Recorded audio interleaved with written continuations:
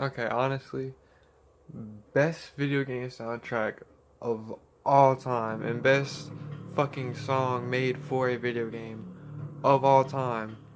And that's not even all the props I gotta give to this game. No contest. This is the best fucking PS2 game ever. And like that's no contest, like honestly. Matter of fact, I would even go to say that this is probably the best franchise that the PS2 ever had, especially from like a actual like story standpoint. I'll just go to new game, fucking, you know what I'm saying? Oh yeah, I forgot the fucking inverted ass controls on this fucking game. It's whatever. I know what you're going for, Hideo Kojima. I know what you're going for. But I'm gonna be real honest.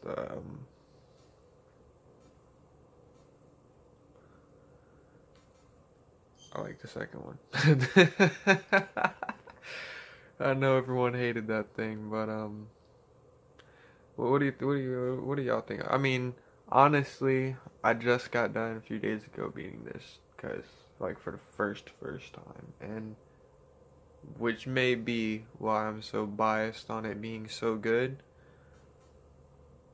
But honestly, I think that this game's just fucking incredible. Like it really, it's so good that I literally beat it a few days ago, and I'm already coming back for a second playthrough. So honestly, it's that good. If anyone hasn't played this game, go play it. Honestly, I'd play this game before I'd play any of the other ones, just for like starting off on the right part on the story, and for eh, kind of just for the quality of the game. This game is probably better than all of them in my opinion. But anywho, I'm actually just gonna, as I played it on very easy. I ain't gonna lie, last time, cause you know what I'm saying. I just kind of wanted to get the ambiance of the game. I'm not gonna be a try hard and going hard. I'll try normal mode out. I'll try it out for this time. I'm not too advanced at this game, but After good the enough. end of World War II, the world was split into two, East and West. This marked the beginning of the era called the Cold War.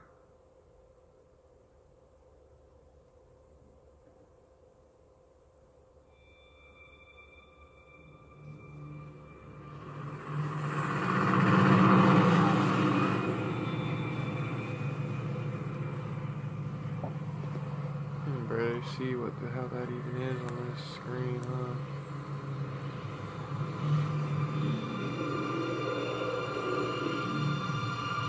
Try to adjust it a little bit.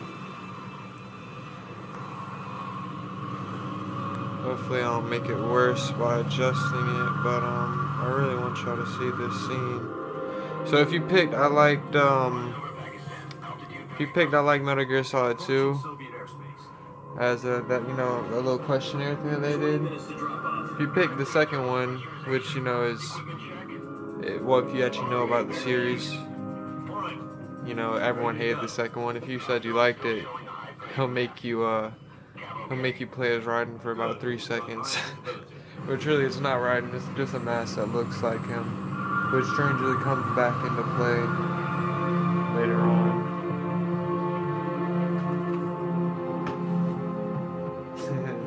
Put out that cigar.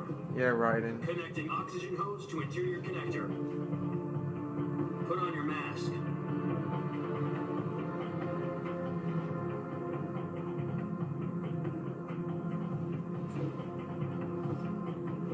Does this panty waste know what he's doing? Approaching release point. 10 minutes to drop off. Hey, are you deaf? He said put out the cigar and put on your mask.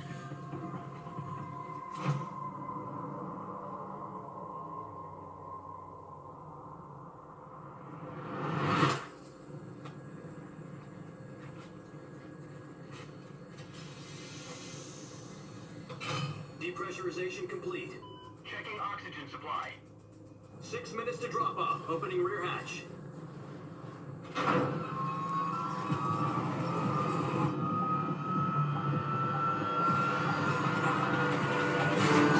Sunrise.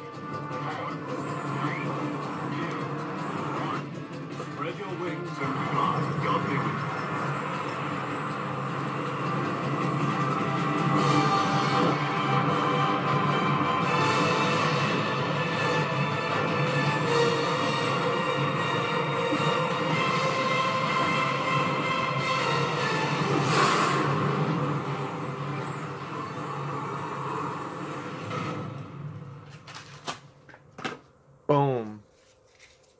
That's how you start a game. Jack, I've got some important news. The head of the CIA has finally given us the green light for the Virtuous mission. Virtual mission? No, the Virtuous mission. The future of our Fox unit depends on it. If it succeeds, we'll be officially organized into a unit. Virtuous mission? Sounds like some kind of initiation ritual. You know, don't get cocky. This isn't a training arm. Right. So what exactly is this wonderful mission? Well, Glad you about asked. 2 years ago, a certain Soviet scientist requested asylum in the West through one of our moles. His name is Nikolai Stepanovich Sokolov.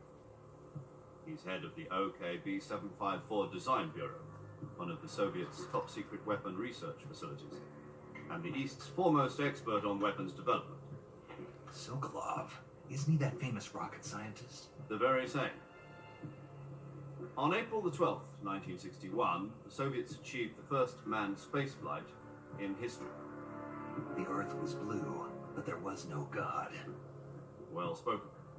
The rocket that carried Yuri Gagarin to orbit was the A-1, known as the Vostok rocket. Sokolov is said to be the man most responsible for the multi-engine cluster used in that rocket. After Gagarin's flight, Sokolov left rocket development to become the head of the newly established Design Bureau. From a lowly technician to head of a design bureau, that's quite a success story. So why do you want to defect? It seems he'd become afraid of his own creations. Afraid? Call it a crisis of conscience. And for that, he left his country and his family behind and went over the fence? Not exactly. One of his conditions was that his family was also to be taken safely to the West. We used a mole to get the family out first and succeeded in sneaking Sokolov over the Berlin Wall shortly afterwards. I was the one who conducted the operation. The security on the eastern side was still full of holes back then. Then what? We got Sokolov over in one piece, but the whole ordeal had left him exhausted, and we checked him into a hospital in West Berlin. It took him 2 weeks and more than 600 miles to get from the research facility in the Soviet Union to Berlin. He was in no condition to say anything coherent. And it was only a week later that we had something much bigger on our hands. The Cuban Missile Crisis. October the 16th, 1960. God, I'm gonna have to be sitting here President for Kennedy so received word long, the man. Soviets were in the process of deploying intermediate-range ballistic missiles in Cuba. The president demanded that the Soviets dismantle and remove the missiles. At the same time, he announced a naval blockade to prevent further missile shipments from reaching Cuba. But the Soviets didn't back down, instead placing their armed forces on secondary alert. Soviet transport ships carrying missiles continued on course towards Cuba. US and Soviet forces went on alert for an all-out nuclear war. Frantic negotiations were conducted through the UN's Emergency Security Council and unofficial channels to end the hair-trigger standoff. Finally, on October the 28th, the Soviet Union agreed to remove its missiles from Cuba, and so the world avoided a nuclear holocaust. But in order to get the Soviets to pull their missiles out, we had to make a deal. You mean the one where the US agreed to remove its IRBMs from Turkey? No. The Jupiter IRBMs deployed in Turkey were obsolete, and we were going to get rid of them anyway. They had no strategic value whatsoever to either the US or the Russians. The Turkey deal was a ruse, a cover story that was fed to the other intelligence agencies around the world. So what did the Russians really want? Sokolov. They wanted us to return Sokolov. You mean the Soviets pulled out of Cuba just to get their hands on Sokolov? That's right. What the hell was he working on? At the time, we had no idea. We were running out of time. It was either give up Sokolov or risk full-scale nuclear war. In the end, we had no choice. President Kennedy gave in to Khrushchev's demand. The next day, I got Sokolov out of the hospital, handed him over to agents on the eastern side. Sokolov kept on screaming, "Save me," until he disappeared from my sight. Then a month ago, we received some new information from one of our moles. About Sokolov? Yes. He was taken back to the research facility and forced to continue working on the weapon in question under KGB supervision. What's more, it's on the verge of completion. So what kind of weapon is it? Something to do with space rockets? No, missiles. Same technology. I guess you're right. We don't know the details, but it appears to be a new kind of nuclear device. For half a year now, the Soviets have been conducting frequent nuclear tests at Semipalatinsk. Something to do with the weapon, I assume. We're talking about a secret weapon so big that Khrushchev was ready to pull out of Cuba to get it back. Is Sokolov still in the facility? No, according to our intelligence, he's in Selino Yas, a place in the mountains about 3 miles to the west that's known as the Virgin Cliffs. The Virgin Cliffs. Nice name for a virtuous mission. They moved him there just recently. Why? Apparently, they're conducting a field test of the weapon, but it's our best chance to get him back. This mission would never have been possible if he was still in the research facility. This is our last chance. Sokolov must have known that too when he contacted us.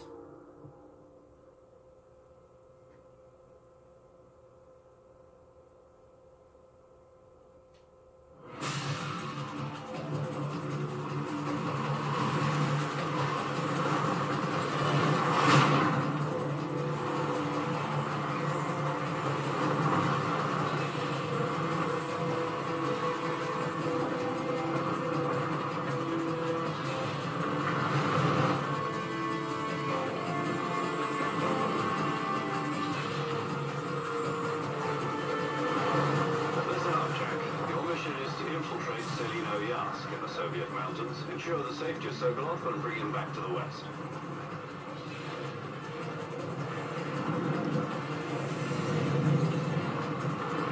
If we don't get Sokolov back before that weapon is complete, we'll be facing a major crisis. The clock is ticking.